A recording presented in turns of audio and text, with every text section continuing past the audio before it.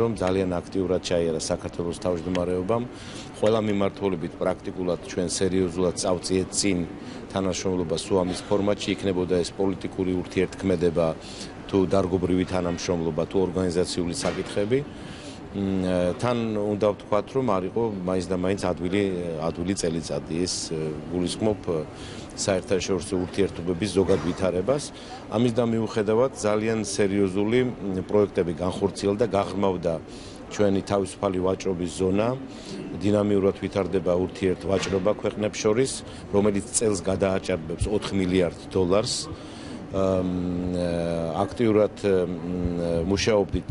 ენერგეტიკის ტრანსპორტის სფეროში მაგალითად მივიღეთ ჩვენი სატრანსპორტო კონცეფცია მინისტრების შეხვედრაზე რომელიც თბილისში შედგა 13 თებერვალს წელს ენერგეტიკაში დავიწყეთ საინტერესო პროექტები ძალიან კარგად მუშაობდით გაეროში ჩვენი გაჭიანურებული კონფლიქტების საერთო რეზოლუციის შემდგომი ასე ვთქვათ პოზიციების გამაგრების თვალსაზრისით 4-მა სუამის სახელმწიფომ ცალსახად დაადასტურა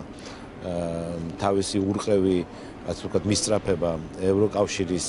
მიმართ შევთავაზეთ ჩვენი ორგანიზაციული და ინსტიტუციონალური ინფრასტრუქტურა ევროკავშირს რათა დამკვიდრდეს ჩვენთან რეგიონში ევროპული ფასეულობები და თანამშრომლობის სტანდარტები